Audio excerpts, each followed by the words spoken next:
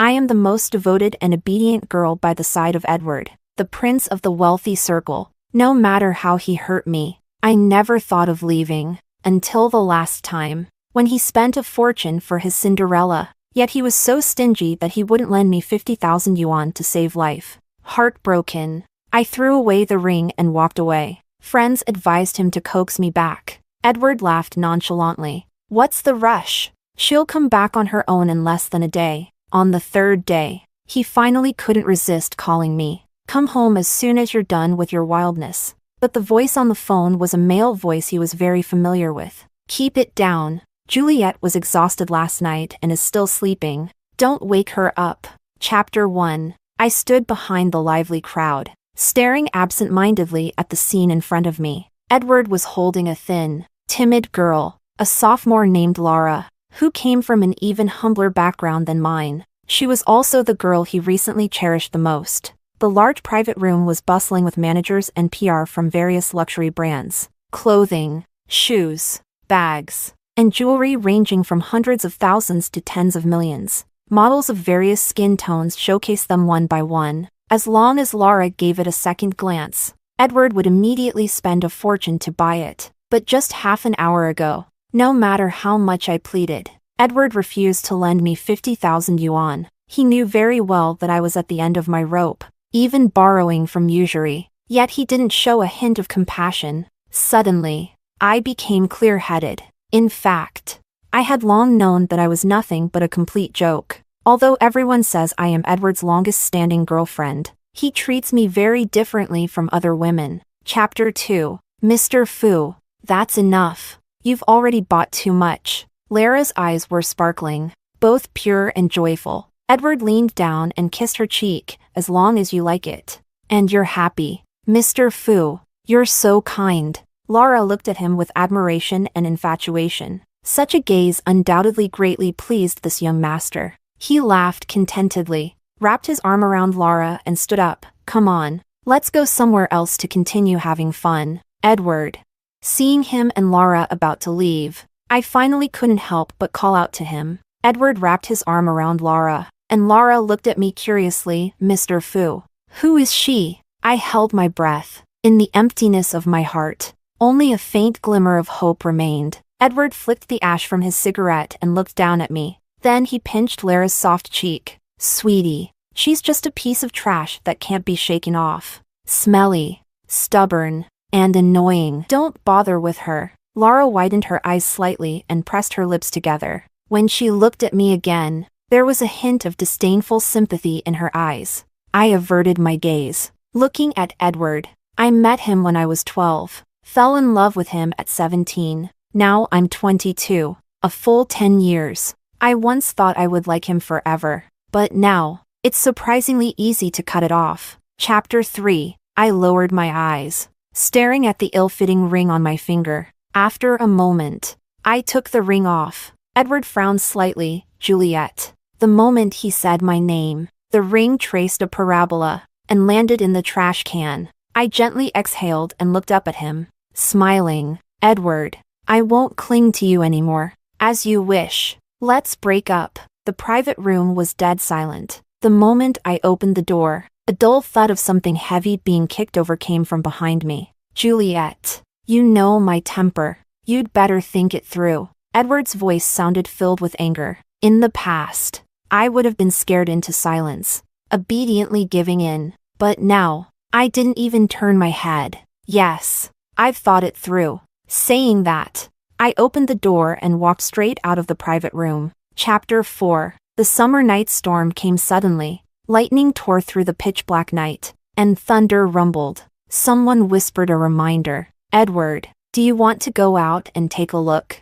It looks like it's going to storm outside. A thin layer of anger gradually appeared in Edward's eyes. He held Laura close. Don't worry about her. Edward. Edward picked up the wine glass and smiled nonchalantly. Why are you all in such a hurry? Just wait and see. It won't take a day before she comes back obediently. As soon as he finished speaking, a torrential downpour began outside the window. It's raining heavily. Juliet seems to have forgotten her umbrella. Someone murmured. Edward looked up towards the window. His brows were deeply furrowed. and his thin lips pressed into a line. "Mr. Fu, you're hurting me," Lara's voice timidly sounded. Edward let go of her hand and pinched Lara's cheek. "Be good. Let's continue drinking." But in the next moment, he suddenly kicked over the coffee table in front of him with force. Lara shrunk back in fear. "Mr. Fu, get out. All of you." Lara was so aggrieved that she burst into tears. Yet she was still dragged out. Edward got up and walked to the window. The heavy rain was like a waterfall, blending the sky and earth into one, making everything indistinguishable. Chapter 5. As soon as I stepped out of the hotel, I was drenched like a drowned rat, completely soaked. I simply stopped dodging and running, just walking like that. I suddenly stopped in my tracks. I slowly crouched down and hugged myself. In the pouring rain, I cried silently. I don't know how long I cried until the rain above me inexplicably stopped. Only then did I belatedly lift my head. Darker than the inky night of the rain was the man's eyes at that moment. Patrick Moo was holding an umbrella, standing by my side. The moment I looked over, he bent slightly. His slender fingers grasped my arm and pulled me up. "Mr. Moo?" I was somewhat surprised. My dress was thin, soaked and clinging to my body. His gaze fell on it unabashedly. I shivered a bit, wanting to pull my hand back to cover myself. The mobile phone in the bag started buzzing again. I knew it was the hospital calling to urge me to pay the fees. At some point, my soaked fingers had already tightly grasped Patrick's sleeve. "Mr. Moo, could you lend me 50,000 yuan? I looked up at him, with a desperate mix of shame and hopelessness. Chapter 6. Patrick held the umbrella, his gaze slowly falling on my face. But he didn't speak for a long time. The rain pounded on the umbrella. Under the umbrella, this small world seemed completely isolated. Moo, the eldest son of the family, is wild, unruly, and acts unpredictably. But he is undeniably highly intelligent and exceptionally capable. In the circle of Shanghai City, he even subtly overshadowed Edward. Friends around them actually all know that while they are polite on the surface, they have no private interactions and clearly don't get along. And I was once Edward's girlfriend. Patrick probably hates me too. My fingers curled, wanting to pull back. Patrick suddenly let go of his hand. When it fell again, it was already holding my waist through the soaked clothes. I hadn't even come to my senses when I fell into his arms. "Juliet, what are you offering in exchange?" This was the first thing he said tonight. It was also the first time I heard Patrick call my name. Not Miss Lin, but Juliet. Chapter 7. Patrick pulled me out of the bathtub and handed me a steaming bowl of ginger soup. I was still a bit dazed. From the moment he transferred a 7-figure sum to me, to when I got into his car and arrived at his villa in the resort. And now, wearing his bathrobe, sitting across from him drinking ginger soup. The whole process only takes about 3 hours. I held the bowl in my hands. I didn't dare to look at the man in front of me. He was wearing a dark blue silk robe, revealing a solid chest. While I was drinking the soup, he leaned back in his chair watching me. Those peach blossom eyes were so captivating, especially with his lazy posture at the moment, as if he was solidifying his reputation as the most debauched man in the capital. After finishing the soup, I sat there awkwardly, like a well-behaved elementary school student. Patrick seemed to chuckle. In the next moment, he lifted me up horizontally. "Why are you so light? Do you not eat usually?"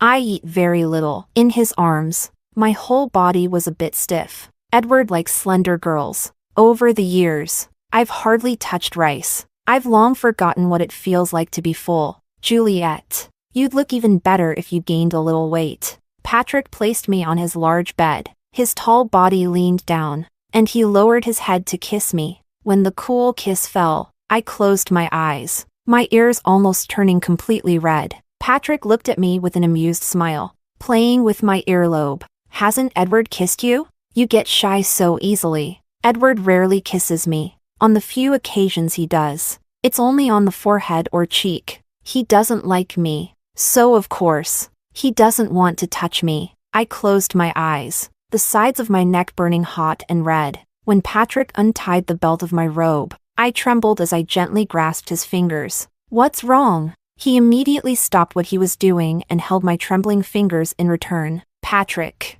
It's just later. Can you be gentler? I'm scared. My fingers were trembling badly. The flush on my face faded, leaving a pale color. I bit my lip, opened my eyes to glance at him, then nervously turned my face away. Patrick gently rubbed my back. Don't worry, he chuckled softly in my ear, but the force of his kiss was noticeably stronger. I didn't say anything more, just kept my eyes tightly shut, gritting my teeth to endure, until the end. I couldn't take it anymore. Opened my mouth to bite his shoulder, tears welling up. He seemed to sense something and suddenly stopped his actions. Juliet, is this your first time? Chapter 8. I didn't say anything. I just nodded lightly. Patrick's movements unconsciously slowed down. Those peach blossom eyes, once filled with desire, were now incredibly gentle. He cupped my face, brushed away the tears on my lashes, and apologized to me very sincerely. Sorry, Juliet. He held me against his chest, planting soft, tender kisses. Does it hurt? I nodded again. It really hurts. Much more than I ever imagined. It's my fault. Patrick cupped my face, a gentle sigh of pity escaping between soft kisses. I didn't speak again, just rested my face against Patrick's chest. Tears kept flowing out. When I was 20, Edward got drunk once. A friend called me to pick him up. When I arrived, he was sitting on the sofa with his clothes in disarray. One hand was holding a mobile phone, repeatedly unlocking and locking the screen. The air was thick with the smell of alcohol and smoke. His eyes were tinged with red, probably because he was very drunk. His mind muddled. Juliet, come here. He was rarely gentle, and it seemed like the first time he called me by a nickname. I walked over to him, and he took my hand. He took a ring out of his pocket. Be my girlfriend, he said, not waiting for my answer, and forcefully slipped the ring onto my finger. The ring was a bit big, not my size. The style was also very plain and simple, but I was still very happy. On the way back, I kept tossing and turning, looking over and over again. Maybe I was smiling too happily and joyfully. Edward's mood inexplicably improved. He embraced me and kissed me for the first time. That was the 8th year since we met. That was the most wonderful spring night of my life. The moment Edward put the ring on me, I secretly vowed in my heart, Juliet, this lifetime. It's him. Chapter 9. Juliet. Perhaps my tears were just too many. Patrick was a bit helpless and a bit at a loss. Please stop crying, okay? He wiped my tears, but they just wouldn't stop. I quit. His voice was a bit hoarse, his forehead pressed against mine, gently rubbing. In my impression, Patrick isn't such a gentle man. There are countless socialites in the circle who adore him. He seems to have feelings for each one of them. But in fact, I've seen how he dismisses those ladies in private. Cold, indifferent, unmerciful, yet leaving no room for criticism, as if he did nothing wrong. It's you, the flower, who shouldn't desire to monopolize the alluring spring breeze. He was just a breeze that passed by without intention, merely brushing past every flower in the garden. There are girls crying even more miserably than I am right now. Patrick didn't even glance. When he turned to leave, all he left was a single sentence, Miss, the way your makeup runs when you cry is quite unbecoming. But now he's trying to comfort me. I lifted my face from his embrace, somewhat surprised. Does my crying look really unbecoming? Patrick raised an eyebrow at my words, then lowered his head to gently kiss away the tears from the corner of my eye. Juliet is so beautiful. I can only feel heartache. His sweet words came effortlessly, yet there was a kind of gentle allure that captivated the heart. Why? I murmured. Patrick cupped my face, gave a light laugh, but didn't answer. Be good. I'll carry you for a bath. He actually withdrew. Warm water will make you feel a bit better. He bent down, intending to pick me up, but I closed my eyes and grabbed his arm, pulling him back into my embrace. Patrick, I won't go back on my word. After tonight, we will be even. Chapter 10. Patrick suddenly stopped. There was no response either. I was a bit surprised and opened my eyes to look at him. Those eyes, which were originally filled with tenderness, were now gradually turning cold. It was as if he had returned to his previous carefree and unruly self. Settled? He looked at me and repeated what I had just said. I awkwardly looked away. I transferred the extra money back to you. I only want 50,000 yuan. Patrick seemed amused by my words. I thought for a moment, then hesitantly said, If you're not happy, then I'll pay you back when I save enough. Juliet. Patrick grabbed my chin and directly silenced me. If you keep talking, I might become the first man in Shanghai to be angered to death by a woman. I caught a faint bitter fragrance from Patrick, yet the bass notes were mesmerizing and captivating. I could sense that he was a bit angry, but from start to finish, he remained gentle. Later, I couldn't help but think in a daze. He didn't seem to be the kind of man I thought he was before. No wonder more women liked him than liked Edward. Chapter 11. I stayed at Patrick's villa for a full 3 days. Mutual friends in the circle sent me several messages. Juliet, where have you been these days? Edward is very angry. You better come back soon. Did you block Edward on WeChat and phone? Juliet, have you thought about the consequences of doing this? What will you do if Edward is really upset?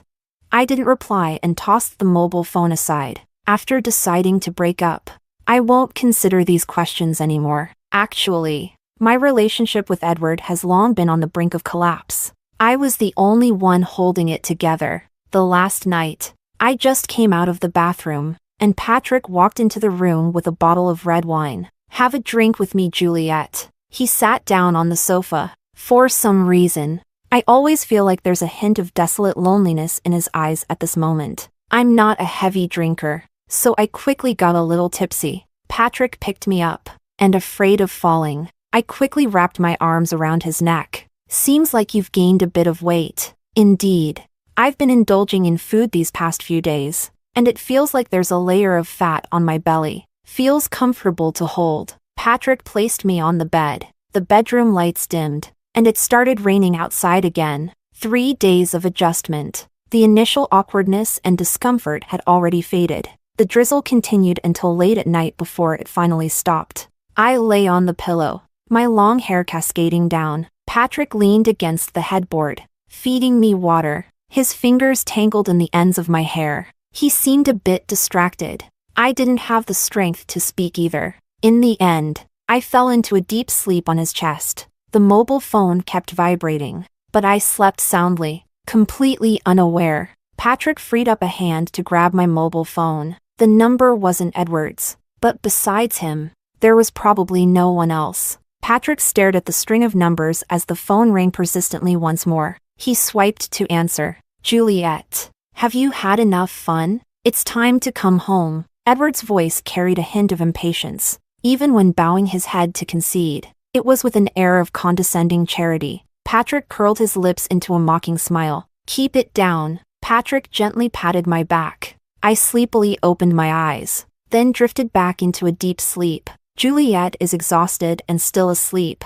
Mr. Fu, please keep your voice down. Don't wake her. Chapter 12. Patrick finished speaking. On the other end of the phone, it was dead silent. Patrick patiently waited for the other person to speak. About half a minute passed. Patrick, why is Juliet with you? That's something Mr. Fu should ask himself. Patrick lowered his eyes to look at me sleeping soundly in his arms. Did you touch her? Patrick, did you damn well touch her? Edward finally broke down, his voice hoarse and trembling. Juliet got caught in the rain and isn't feeling well. Mr. Fu, don't think of me, Patrick, as such a beast. After he finished speaking, he directly hung up the phone and then turned off the mobile phone. Those eyes always seemed overly indifferent. At this moment, they quietly looked at me, and after a while, he finally let out a self-deprecating laugh. Just now, he could have easily slapped Edward across the face, but looking at the gentle and serene face in his arms,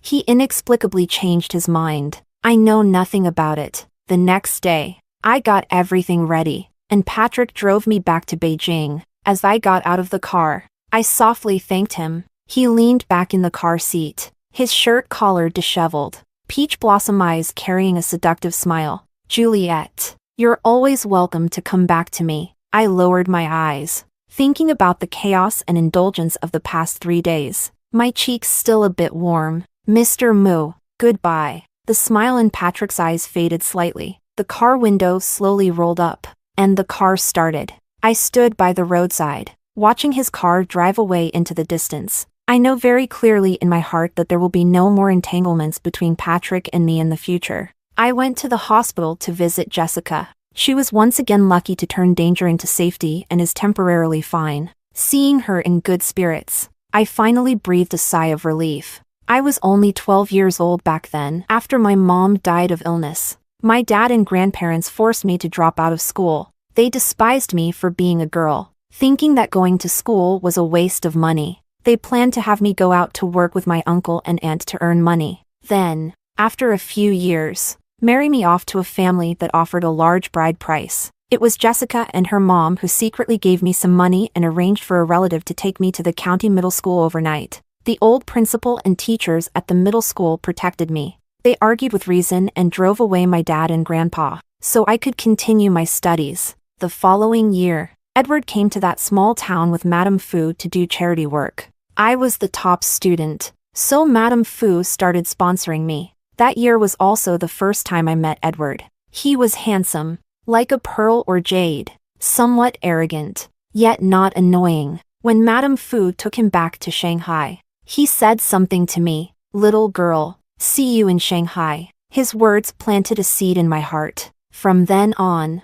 I worked tirelessly, not daring to slack off for even a moment. At 17, I got into one of the best universities in Shanghai. At 20, Edward said, "Juliet, be my girlfriend." At 21, when Jessica's mom fell seriously ill, I cried and begged her to come to Beijing for treatment. I took out all my scholarship money and everything I had saved from part-time jobs. But Auntie was too sick and passed away soon after. Even more unfortunate, shortly after the funeral, Jessica also fell ill, with the exact same illness as Auntie. I couldn't come up with any more money, and in the end, I gritted my teeth and borrowed from usury. I pulled Jessica back from the brink of death once, but then there was a second time, a third time, each more dangerous than the last. I could only go to Edward for help, but not only did he refuse to lend me a single penny, he also humiliated me to the extreme. I was almost on the verge of collapse at that time. "You're not obligated to lend me money, but after knowing each other for so many years, you should at least ask me why I'm so short on cash, or at least not humiliate me like this." But all I got was his mocking remark, "Can't stand the humiliation? Then leave. No one's stopping you. I have one more wish." In my hometown, that isolated and impoverished mountain village, there are still many girls like me and Jessica's sister. They don't have the opportunity to study, and even at a young age, they have to work to help support their families. If I were a bit older, I would have been married off casually, in exchange for a dowry to continue supporting my brothers, drained of every last drop of blood. I want to save Jessica and more girls like her there. But now, I find myself powerless, trapped in my own predicament. Chapter 13. When I left the hospital, I made up my mind to give up the postgraduate entrance exam and find a well-paying job. On the way back, my mobile phone suddenly rang a few times. I opened my phone to see it was a mutual friend from our circle. They sent me a total of 10 transfer notifications. I looked at the endless zeros, knowing they were from Edward, but there wasn't even the slightest ripple in my heart. If that night, I had asked Edward to lend me 50,000 yuan, he didn't refuse, and then he lavishly spent a fortune on Lara, maybe I still wouldn't have had the heart to break up with him. A cotton coat in summer and a fan in winter are both useless when they come too late. I didn't open it. A few minutes later, a friend's call came through. I thought about it and decided to answer. "Juliet." Edward's voice was somewhat deep and hoarse. Just in these 3 days, he seemed to have transformed from a boyfriend into someone from another world. "What's up? Where are you now?" "Getting ready to go home." On the other end of the phone, Edward seemed to breathe a sigh of relief. "Then I'll wait for you at home." He hung up the phone after saying that. This so-called home is probably the only thing Edward is generous with me about. After senior year, I moved into this apartment and started preparing for the postgraduate entrance exam. The apartment belongs to Edward, but some things inside are mine. Since we broke up, I naturally should clear out my things. Chapter 14. I opened the door and was momentarily stunned. The air inside the room was quite bad. The room was filled with the pungent smell of smoke and alcohol. Edward was sitting on the sofa. His shirt was very wrinkled. His hair was also messy, showing no signs of being groomed. I changed into slippers and went in. Juliet. Edward stood up and walked towards me. He opened his arms, wanting to hug me, but I dodged. Edward, we have already broken up. I came back today just to take my things. I looked at him calmly. He probably hasn't rested much these past few days. There were dark circles under his eyes, and he looked very haggard. The shirt he's wearing is actually from 3 days ago. This left me utterly stunned. Edward is a person with a strong obsession with cleanliness. Juliet, you're still angry. I shook my head. I was just playing around with them. You know that. Edward reached out his hand, trying to pull me. I avoided it once again. Edward, I don't care how you play with others, but this time, I'm not joking with you. I looked at him, the person I secretly admired in my youth, the one I fantasized about spending my life with. And that's it. We're strangers now, but how could my heart not be sad? But after so many years, I already knew this would be the outcome. Yet deep down, I felt very calm and relieved. So, you don't need to explain anything to me. After I finished speaking, I walked past him towards the room. Juliet.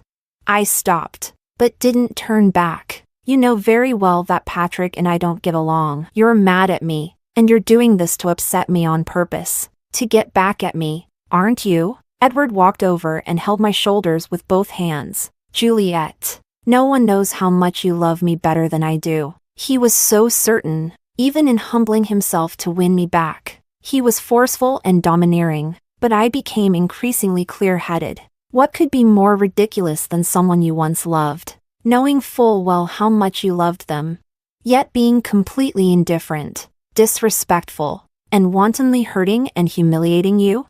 I pushed his hand away. It has nothing to do with Patrick. Edward, I'm the one who wants to break up with you. I turned around and spoke earnestly. It's me. I no longer like you. Chapter 15. That day, after I packed my things and left, Edward never looked for me again. He was the prince, adored by everyone in the wealthy circle, and I was just an orphan who had once received his mother's kindness. I started sending out resumes everywhere, looking for a job. Thanks to my education, I quickly received interview notifications. On the day of the interview, I saw Patrick on the LED screen downstairs. He was wearing a black business suit, standing with several executives and secretaries. This man, when not smiling, looked quite serious. I felt as if it was a lifetime ago, as if he was the man who shared a bed with me for 3 days in the mountain villa on that rainy night, just like someone who appeared in my dreams. But I quickly snapped back to reality. That past with Patrick was something we both tacitly turned the page on the day we returned to Beijing. I did it for the life-saving money. And he, probably just because I was once the woman of his archenemy, he was curious, found it thrilling. That's all. Chapter 16. I rented a new apartment, very close to the company, but it's small and old. Over the weekend, I took some time to visit Jessica at the hospital. This time, she recovered quite well. When I went to see her, she had red eyes and told me her little sister was getting married, an 18-year-old girl, about to marry the butcher from the neighboring village. I held Jessica's hand, let her run away. Come here, and find any job to support herself. Jessica just shook her head with tears in her eyes. We all know how hard it is. The vast mountains are shackles gripping the throats of their destinies. How lucky one must be to escape like I did. As I left the hospital, I received a call from the company HR. She regretfully informed me that the company ultimately did not hire me. I asked for the reason, and after asking, I suddenly understood. It was Edward, wasn't it? After the call ended, a message came in. Juliet, I will make you come back to me obediently. I stood by the roadside, even though it was the scorching heat of midsummer, but my whole body was cold, my fingers trembling uncontrollably. I gazed somewhat dazedly at the tree shade and light spots above me. So, this is the man I've loved for 5 years. When I got into a university in Shanghai and was mocked for my poverty and ignorance, it was Edward who stood up for me with a stern face. protecting me when I was sick. It was Edward who stayed by my bedside all night, clumsily making soup for me. He scolded me, humiliated me, yet after getting drunk, he would hold me and beg for my forgiveness. Countless images, countless versions of him, overlapping, yet becoming blurred and unrecognizable. It turns out that when everyone is young, they will fall in love with a perfect person they imagined. The Edward the First loved over the years was nothing more than the Edward the First repeatedly idealized in my mind, the one I deceived myself into believing. Chapter 17. I deleted all the contact information of mutual friends in Edward's circle. I repeatedly faced setbacks in job hunting. I simply followed the neighbor next door and set up a stall under the overpass. There always needs to be an income to make a living. And then there's Jessica's sister's situation, which has been weighing on my mind. She hasn't fully recovered yet. What makes me even more anxious is the usury loan I took out earlier. I'm increasingly strapped for cash, struggling even to pay the high interest. Fortunately, I earned some income from my daily street vending. I've been almost harshly frugal with myself, and after a week, I managed to save nearly $1,000. But the good times didn't last long. In the second week, just as my neighbor and I set up our stalls, the city management showed up. The other vendors, with more experience, managed to run away in time, but my cart and goods were all confiscated. Juliet, are you okay? Perhaps seeing me standing there motionless, with a pale face, the neighbor got a bit scared. I'm fine. You guys go back first. I want to be alone for a while. I sat on the bench by the river for a long time, until the mobile phone rang, another unfamiliar number. I knew it was Edward calling. I directly pressed to answer. Juliet, I'm at the hospital now. I instantly stood up. Edward?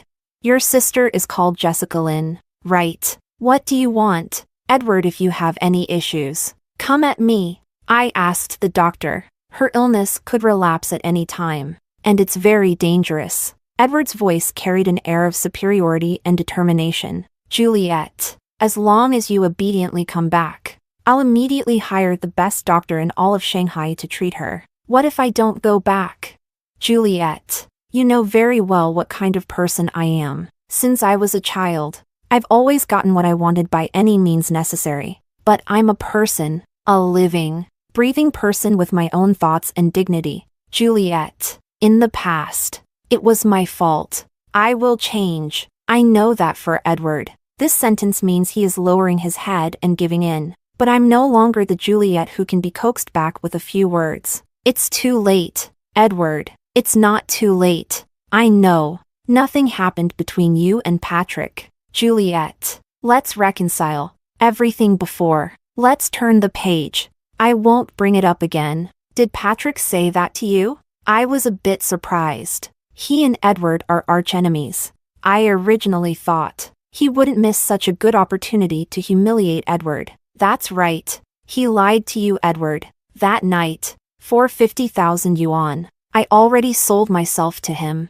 I spoke softly, and even at the end, there was a light laugh in my voice. So, you see, there's absolutely no chance for us. There was dead silence on the other end of the phone. I looked at the shimmering surface of the river in the distance, tearing open the seemingly healed wound with force. Juliet, you're lying to me. The person you love is me. You wouldn't do such a thing. Edward, there's nothing in this world that's absolutely impossible. I admit, in those past years, I really loved you. But later, when I left with Patrick, I knew I had completely let you go. Juliet, Edward, let's part on good terms. Also, don't use the people I care about to threaten me. Don't make me hate you for a lifetime. After saying that, I hung up the phone. Edward called again soon, and I blocked that number. Chapter 18. Late that night, a friend called me after going through several people. Juliet, I'm begging you, please come and see Edward. He drank a lot, so much that he had a stomach bleed and is now in the hospital. Edward keeps calling your name. Juliet, can you sit down and talk things through? These days, Edward hasn't had any messy girls around him. He's cut them all off. Also, the ring you threw away. Edward found it again. Juliet, Edward refuses to get in 4 and is making a fuss about leaving the hospital. We really don't know what to do. I interrupted him, call uncle and auntie and let them know. After all, it's not a small matter. Juliet, are you really done with him? Yeah, I'm done. I was about to hang up the phone. My friend stopped me again. Juliet, we really didn't expect this. Edward has truly changed this time. Well, his future girlfriend or madam should be very happy. I didn't say anything more and hung up the phone. I thought to myself, it's time to change this number I've used for so many years. Chapter 19. After changing to a new number, I received a call from Patrick. It's been almost a month since I returned to Beijing. Hearing his voice again, I couldn't help but feel dazed for a moment. Juliet. Patrick let out a hiss. Shouldn't you come to the hospital to see me? Are you sick? Injured? Injured? Did you get into a fight? To be precise, someone picked a fight with me. Was it Edward? Yes. I understood in my heart, yet couldn't help but feel guilty. Patrick covered for me during those 3 days, but I came clean to Edward. How could this proud and arrogant prince swallow such an insult? I went to the hospital. At the entrance, I gritted my teeth and bought a bouquet of flowers and a fruit basket. The cheapest kind. Patrick was indeed injured, with a split and bruising at the corner of his eye, but even wearing a striped hospital gown, with injuries, this person still looked somewhat nonchalant and unruly. Seeing me come in, he slightly raised an eyebrow, and the caregivers and assistants in the ward all left. I felt a bit embarrassed, but still handed him the things I bought. Mr. Mu, the things are cheap, but it's a little token of my appreciation. Please don't mind. Patrick looked at the crudely packaged flowers and the slightly wilted fruits in the basket. He didn't show a hint of disdain. Peel an apple for me, will you? I washed the fruit, sat by his bed, and started peeling the apple. But before I could finish peeling the apple, the ward door was suddenly kicked open from the outside. I was startled. My hand shook, and the knife cut my fingertip. Patrick abruptly sat up, grabbed my bleeding hand, and lowered his head to suck on the wound. Instinctively, I tried to pull my hand back, but Patrick held it tighter. Edward stood there, clothes disheveled, with several bruises on his face and one arm in a sling. His eyes were bloodshot, and he looked utterly disheveled. He was also on the verge of collapse. Juliet. His voice was hoarse as he called my name. With some difficulty, he took a jewelry box out of his pocket. This is the pink heart-shaped diamond you've always loved. Juliet. I personally flew abroad to get it. Come over and put on the ring, and we'll get the marriage certificate tomorrow. I finally turned back to look at him. Edward's weary, dull eyes suddenly lit up. Juliet. Come over, will you? He reached out his hand to me. Edward. Pink diamonds were something I liked when I was 20. Now, I don't like diamonds at all. Juliet. I'm sorry. I really didn't know. You never mentioned it. He was a bit at a loss, regretful, and awkwardly withdrew his hand. What's the use of saying anything? My joys and sorrows. He never really cared about them. Just go. Edward. Stop bothering me. Who would have thought that one day it would be Juliet saying this to Edward? His face gradually darkened. Is it because of Patrick? What did he give you? Money? Or jewelry? Do you think he likes you and is sincere with you? Edward's expression gradually turned manic. If you weren't my girlfriend, would he even give you a second glance? A man like him. What woman can't he find? Why would he be good to a woman others are tired of playing with? I stood up and used all my strength to slap him across the face. Edward, don't make me regret and utterly despise ever genuinely liking you. Which part did I say wrong? Edward raised his hand to touch his face, but his gaze went past me and looked at Patrick. She secretly had a crush on me at 17, and by 18, she was with me. It's been 5 whole years now, and no matter how many women I change, she never leaves me. So Patrick, do you think she would like you? She's just using you to make me jealous. Believe it or not, Juliet will eventually come back to me. And you'll be kicked to the curb by her. The more he spoke, the more urgent he became, as if this would convince himself to believe it, convince Patrick to despise me. It hit me right where it hurts. I really don't want to hear these words anymore. Turned around and walked to Patrick's bedside. Patrick still had that somewhat unserious look. Juliet, would you kick me out? I didn't answer. I just bent down and kissed his somewhat dry lips directly. Chapter 20. Edward left at some point. I also didn't know what expression he had at the moment I kissed Patrick, but Patrick clearly enjoyed it, even though my kiss was still quite inexperienced. He was, however, very reluctant to let go, but after impulsively doing such a thing, I was a bit at a loss. I'm sorry. After all, just now, there was somewhat an element of using him. Is it just sorry, without any responsibility involved? Responsibility? I looked at Patrick in a bit of a daze. He looked at me too, with a face that was both charmingly roguish and fearlessly open. Yes, your first kiss. Your first time. You took them both. No responsibility? I was completely stunned. First kiss. First time? Is he trying to fool a 3-year-old? Who doesn't know that Patrick is a notorious playboy in the wealthy circles? The women chasing him could line up from Shanghai all the way to France. Even though he is a year younger than Edward, he is also 26 this year. I wouldn't believe it even if you beat me to death. Yes. First kiss. First time. Patrick was more serious than ever. When he's not smiling and gets serious, he actually has a particularly noble and upright demeanor. It's just because these peach blossom eyes are too affectionate. That's why he doesn't seem like a good man. My mind was in such a mess that I didn't know what to say in the end. I just turned around and fled in panic. Patrick called me, but I didn't answer. I originally thought that things between Patrick and me had long been over. We were completely even, but now, it seems like everything is a tangled mess. Chapter 21. I lay in my small rented room for 2 days. During this time, Patrick called me several times. I didn't answer any of them.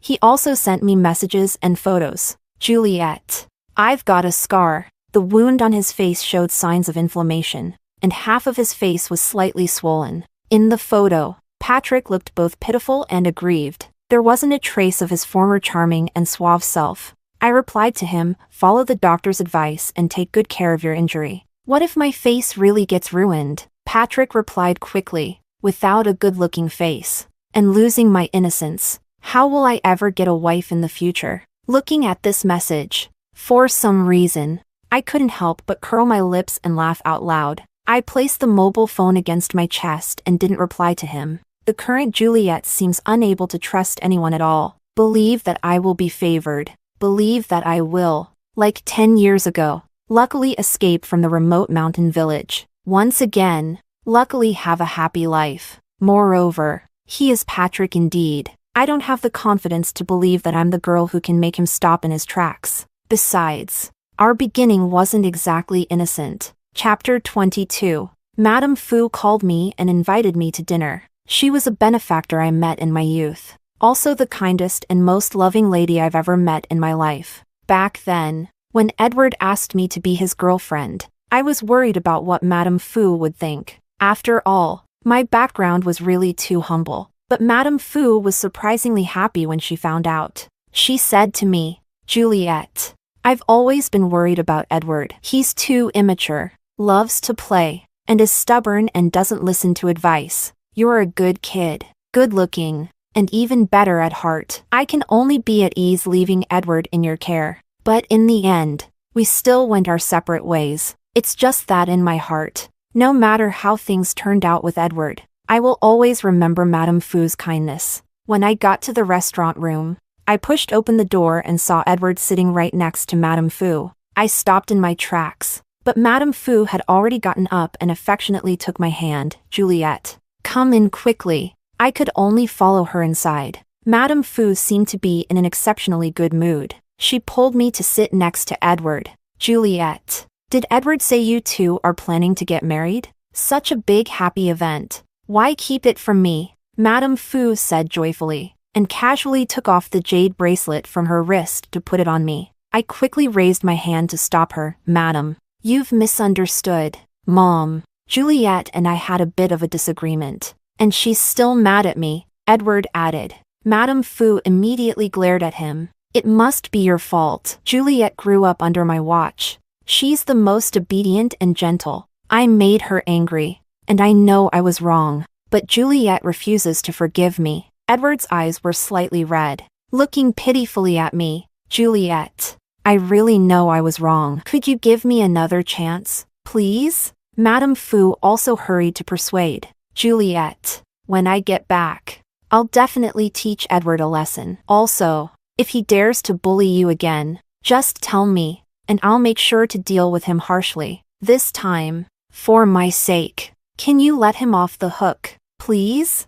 I gently withdrew my hand. Over the years, I could feel that Madame really cared about me and genuinely liked me. She wanted me to be her daughter-in-law, and it wasn't just for show. But unfortunately, I will ultimately disappoint her. Madam, he and I have already separated. Juliet, we won't get back together. Madam, I'm really sorry. Madame Fu's eyes instantly reddened. Juliet, what on earth happened? How did you two kids end up like this? I didn't answer. Things change and people leave, like the inevitable separation of flowers and seeds. It seems to be the norm in this world. My only mistake was perhaps naively believing that Edward actually liked me. But it wasn't until the moment we parted that I belatedly realized the truth. That ill-fitting ring had actually already warned me. Edward asked me to be friends. Maybe it was out of spite. Maybe it was just for fun. The owner of the ring was never me. I was just deceiving myself,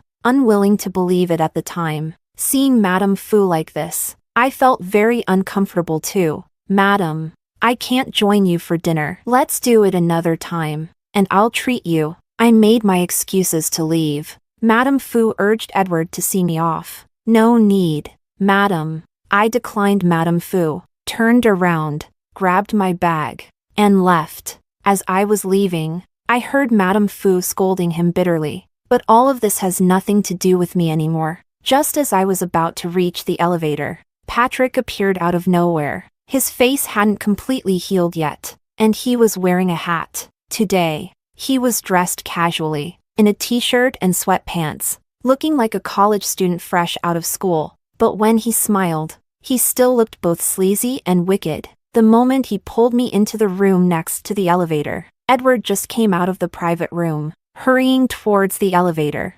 Juliet, he shouted my name loudly. Just as he was about to reach the door, Patrick clicked the lock shut. The room was not lit. When Patrick leaned over, the brim of his hat lightly brushed the top of my head. Juliet, if Edward can't find you today, will you come with me? Chapter 23. How's your wound? I changed the subject. Patrick took off his hat and leaned in to show me his wound. It was almost disfiguring. It looks fine now. I raised my hand and touched the hard scab of the wound. Juliet, it's itchy. Patrick suddenly whispered softly in my ear. The doctor told me not to scratch, but it itches so much I can't sleep. He looked at me with some grievance. I've never been hit since I was a kid. The wound is healing, so it will itch. You have to bear it. Otherwise, scratching it will leave a scar. I gently comforted him. Then can you scratch it for me, please? As soon as he finished speaking, footsteps echoed again in the corridor outside. Then came Edward's voice calling my name, Juliet. Please don't hide from me, okay? I know you haven't gone downstairs. You're still here. Edward started knocking on the doors one by one. The waiter was quietly trying to dissuade him. After all, there were still guests dining in the other rooms. But I know Edward's temper very well. The waiter couldn't stop him at all. He would soon be outside this door. My body gradually tensed up. Patrick moved closer to me. Juliet, kiss me. I looked at the scar that was still a bit grim at the corner of his eye. In the end, I softened. I stood on tiptoe and gently kissed that scar. Patrick wrapped his arm around my waist and lifted me to sit on the table beside us. When he lowered his head to kiss me, Edward was pounding on this door. Juliet, Juliet. My whole body was stiff, wanting to push Patrick away, but he kissed me harder and deeper. Juliet, he can't get in. Chapter 24. That day was truly a mess. Edward knocked on every door on this floor, except for the one where Patrick and I were. In the end, he still couldn't get in. When he was already going crazy, ready to break down the door, Madame Fu forcibly had someone drag him away. When I was being driven to distraction by Patrick, Edward called my name, his voice hoarse and frantic. He probably heard the commotion inside the room, because in the heat of the moment, I couldn't help but let out a sound, and when I made a sound, outside the door Edward's voice noticeably paused for a moment. Then the sound of kicking the door became louder and more intense. I was so nervous that my whole body was stiff and tense. Patrick finally lost control as well. Juliet. He kissed me over and over again. Chapter 25. It was quiet outside for a long time. Patrick crouched on the ground, carefully smoothing out every crease in my dress. I gradually calmed down, but the more I thought about it, the angrier I got. No matter what Patrick said to me, I didn't respond. Finally, when we were about to leave, Patrick leaned against the door, holding my wrist. Juliet. When he's serious, he's nothing like the rumors of being a playboy. I almost wanted to believe. He genuinely likes me. Let's be together. Chapter 26. In the end, I still didn't agree to him. Just like Edward said before, why does Patrick like me? If it wasn't because I was once Edward's girlfriend, would he lower himself to get out of the car and hold an umbrella for me in that heavy rain that night? It's not that I intentionally think everyone is that bad. It's just that, over the years of grinding, it keeps reminding me, so I can only warn myself like this. Don't repeat the same mistakes. The men in their circle are not a good match for me. Juliet. On the way Patrick was driving me back, neither of us said a word, until the car stopped, and I got out. Juliet. Patrick called out to me. I wasn't joking about what I said. Please think it over seriously, okay? I didn't respond, nor did I turn back. Even as I walked deep into the alley, Patrick's car lights were still on. Later, someone said, that night in that shabby rental area, a luxury car worth millions was parked there. Unable to enter the alley, it stayed there the whole night without leaving. Chapter 27. Jessica's condition gradually started to improve. When I went to see her again, she cried with swollen eyes and told me, my sister doesn't want to get married. She ran away from the wedding, but was caught and brought back. My grandfather beat her up, almost breaking her legs. Jessica was clutching my hand, crying uncontrollably. Later, my uncle heard about it and rushed over overnight. Only then did they send my sister to the town's hospital. Juliet. Uncle said, my sister was determined to end her life. Listening to Jessica's words, I couldn't help but think, if back then Jessica and Madame hadn't sent me away overnight, what awaited me, Juliet, would probably have been the same tragic fate. Jessica. Sis. I'll find a way. I'll take my sister out. If you die, it's really the end. But living brings new hope. But Juliet, do you really have a way? You barely managed to escape from there. Let's give it a try. We have to try. Chapter 28. I borrowed another 100,000 with an even higher interest rate than before. Then I took the 100,000 back to my hometown. I deliberately wore the best and most expensive clothes. I rented a very expensive car when I returned to the village. I found my sister's father and grandfather and gave them 30,000 yuan. Let Luna come with me to Shanghai. I assure you, if she works with me for a year, she can earn at least 200,000 yuan. And besides, after a year, she'll only be 19. It won't delay her from getting married again. 30,000 yuan is almost a year's income for Luna's father. They were immediately tempted. The 30,000 is my advance payment. And in a year Luna will bring back another 170,000 yuan. How about that? I'm really short on staff over there right now. We have to leave tomorrow. You guarantee she can earn 200,000 yuan in a year? Even if I can't earn it, I'll make up the 200,000. I put on an air of superiority. I don't give such good opportunities to just anyone. If it weren't for Jessica's sake, your family, Luna, wouldn't stand a chance. Fine. Let that brat go with you for a year. Things progressed even more smoothly than I had imagined. When I went to the town hospital the next day to see Luna, ready to take her away, something went wrong. My biological father, who was working away from home, somehow heard about my return. He actually hired a car overnight to come back to the village. As I was leaving the hospital with Luna, he blocked my way with his family. Chapter 29. Before coming back, I already accepted the bride price from the other party. My biological father looked at me like a hungry wolf eyeing a piece of fat meat. Juliet, I gave birth to you, so you have to listen to me. Now come with me and get married. I didn't want to waste a single word on him. I took out my mobile phone to call the police, but he was quicker and knocked my phone out of my hand. To be honest, even if you call the police, it won't help. If I want to marry off my daughter, the police can't do anything about it. After all these wild years, it's finally paying off. I can make some money for myself. He grabbed my arm and pushed me towards the van. Don't even think about running. Once I've got the money, there's no way I'm giving it back. How much did you take? I'll give you double. I tried to calm him down, but he just sneered and slapped me across the face. Don't try any tricks on me. I've been through more than you can imagine. I refused to get in the car, and he slapped me again. My grandfather and uncle also rushed over. Luna stood aside crying, begging for help, but those people just stood there numbly. No one stepped forward. It's always like this here. A daughter's life isn't considered a life. Daughters are meant to be married off, and if they can fetch a high bride price, that's a great thing. I was pushed into the car,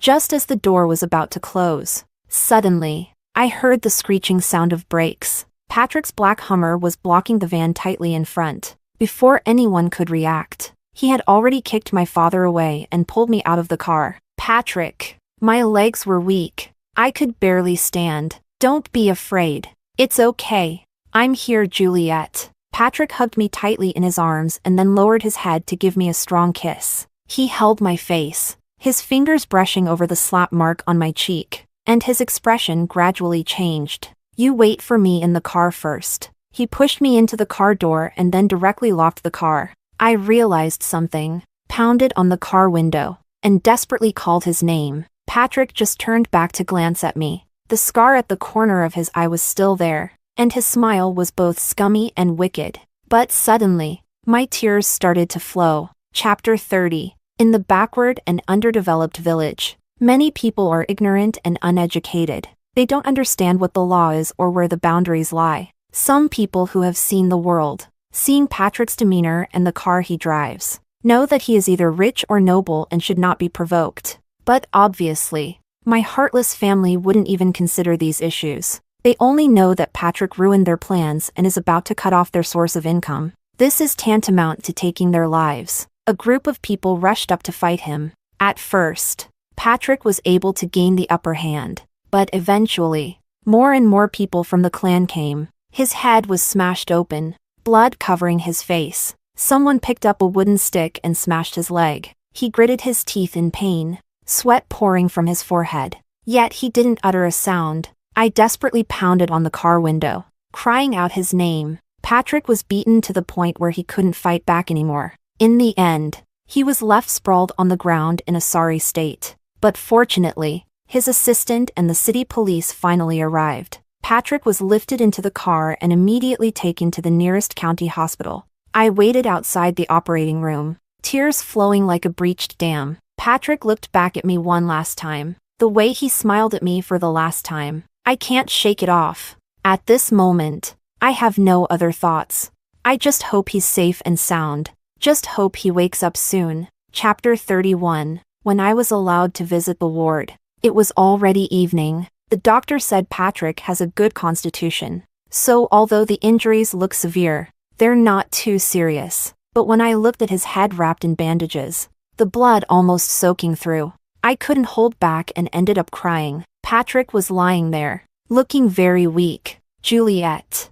He tried to reach out to me. I was afraid he might touch the 4-needle, so I quickly went over and held his hand. Do I look ugly? Tears welled up in my eyes. I let out a laugh, but the tears fell even more fiercely. Are you stupid? I choked up and said, can't you come with the police? I can't wait any longer. I'm afraid if I'm a step slower, you'll suffer more. He looked at my face. The slap mark was still a bit visible. Does it hurt? It doesn't hurt anymore. I couldn't help but scold him. You're the one who's hurt Patrick. You fool. It's over, Juliet. What happened? I was practically scared to death by him. Patrick lay there, looking utterly defeated. Now I'm ugly, stupid, and lost my dignity. I guess I'll be single for the rest of my life. What are you talking about? It was both infuriating and amusing. You had to shave your head to treat the wound. But once it heals and your hair grows back, you'll still be handsome. But you just called me stupid twice. What if I end up with some after effects and really become stupid? I stared at him for quite a while, with tears in my eyes. I smiled at him and said, "Then I'll reluctantly marry you." Chapter 32. When Patrick took me back to Shanghai, Luna came with us too. Besides her, a few other girls who were sold by their families were also rescued. Some of them went back to school, while others are preparing to find a job and leave here forever. Patrick set up a foundation in my name. It specifically funds girls who have dropped out of school and orphans abandoned by their parents in my hometown. I felt deeply grateful and said thank you countless times. For myself, and for the countless girls who see hope. After returning to Shanghai, Patrick was ordered by his family to properly recuperate. I was also overwhelmed with the foundation's affairs, until the usury people came knocking because the interest wasn't paid on time. Patrick got angry with me for the first time. He helped me pay off all the debts. After those people left, Patrick glared at me. "Juliet, you get in here." I followed him into the room and quickly admitted my mistake before he could speak. I had no choice at the time. I had just graduated and was preparing for the postgraduate entrance exam, and Jessica was very ill. So I borrowed the money. The second time, it was because of Edward. I couldn't find a job, tried setting up a stall, and then the city management confiscated my goods. When I got to this point, I couldn't help but tear up.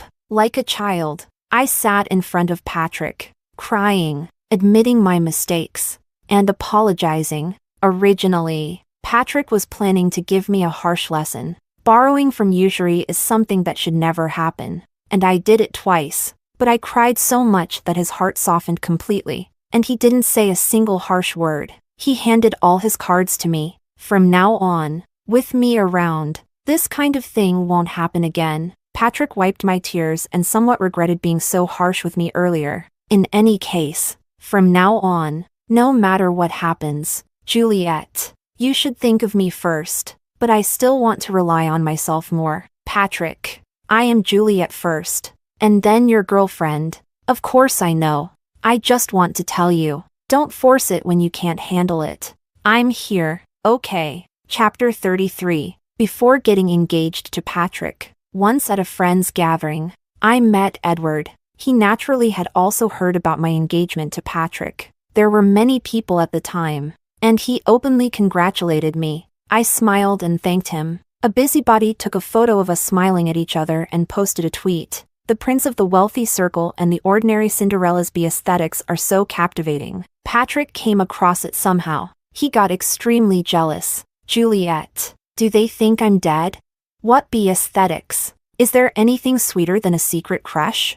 He stayed up late at night, using his mobile phone to tweet, "Secret crush comes true. A lifelong blessing." The accompanying picture was a very youthful and naive photo of me at 18. Edward was also in the photo. Standing next to me, with a look of impatience on his handsome face, was Patrick, heavily pixelated. And in the top left corner of the photo, there was a boy in a basketball uniform, his peach blossom eyes smiling charmingly. It was a young Patrick. He specifically used a red circle to highlight himself. After the tweet was posted, both Patrick's and my mobile phones blew up.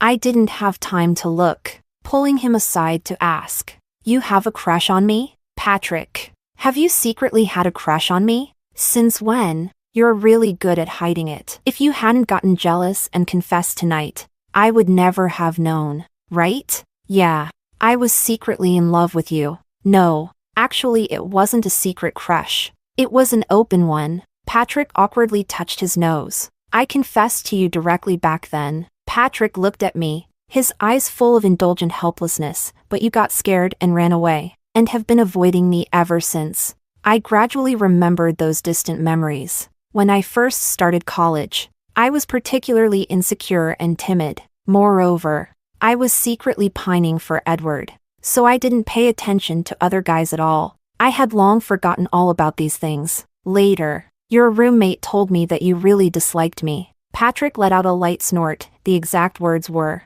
"His smile is both scummy and wicked. You can tell he's not a good person. Definitely just playing with me." I felt a sourness in my heart, unable to describe the feeling. Maybe at the time, it was just something I casually said to my roommate. But Patrick, he actually remembered it all these years. "I'm sorry, Patrick." I tugged at his sleeve and softly apologized. "Just sorry?" He raised an eyebrow and looked at me. I laughed and threw myself at him, hugging his neck tightly. "Then I'll take responsibility. Be responsible for a lifetime, okay?" Patrick lowered his head and kissed me gently. "Then don't smile at other men like that anymore. I'll get jealous when I see it." "Okay, I'll only smile at you from now on, Juliet."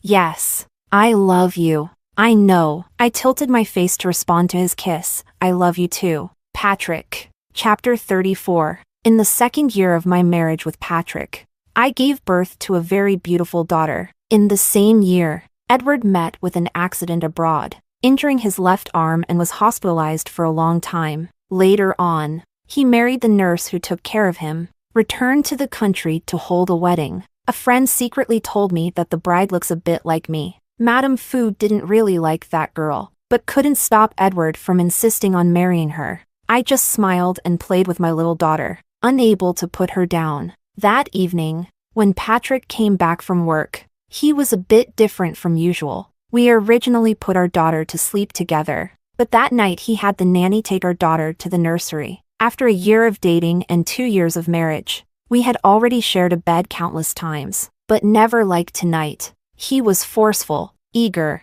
and kept pushing me to say "I love you" over and over again. Eventually, I couldn't take it anymore and pinched him hard. Patrick hugged me, looking even more aggrieved than I was. "What's wrong with you, Juliet? You are mine." "Of course I'm yours. I hate it when others covet you." That's when I realized this guy was probably jealous again because Edward married a woman who looks a bit like me. Covet, but never get. Shouldn't you be thrilled?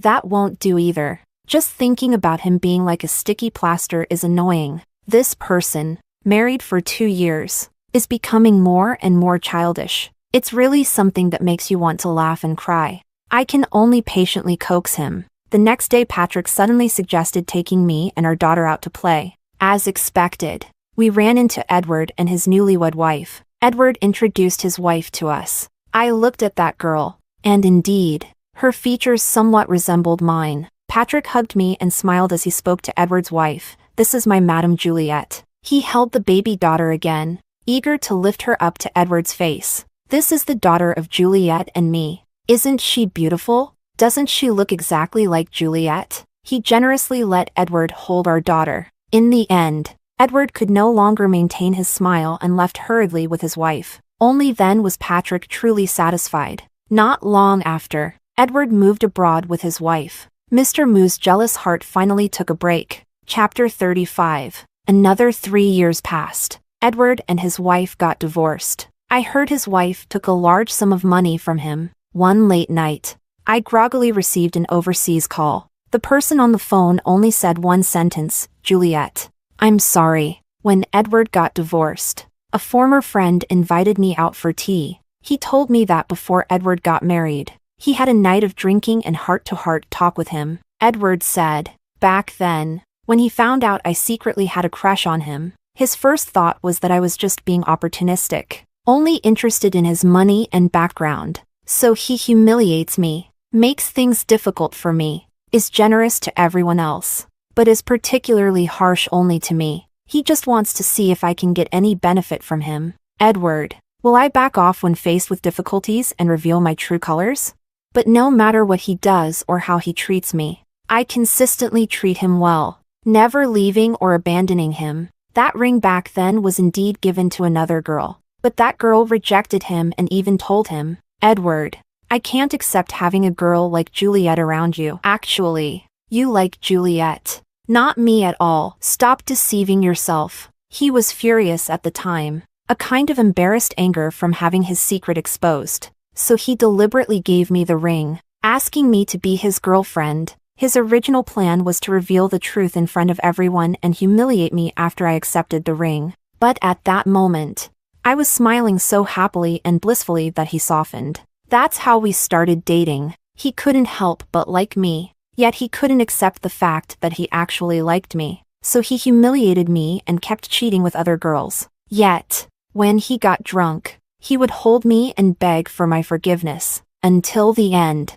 It was the first time I asked him to lend me money. It was as if it confirmed my initial suspicion had come true. I finally revealed my ugly true self. That I was with him for his money. He hated it immensely, refused without hesitation, and deliberately humiliated me, making me feel embarrassed. Maybe at that time Edward couldn't even imagine. Just because of a mere 50,000 yuan, he forever lost that silly girl who wholeheartedly loved him. By the time he realized the truth about my financial struggles, the whole person was completely panicked and confused. Then one mistake led to another, until in the end, there was no chance of redemption. A friend brought up Edward's current situation again. I interrupted him with a smile. Sorry, I have to go home. My husband and daughter are here to pick me up.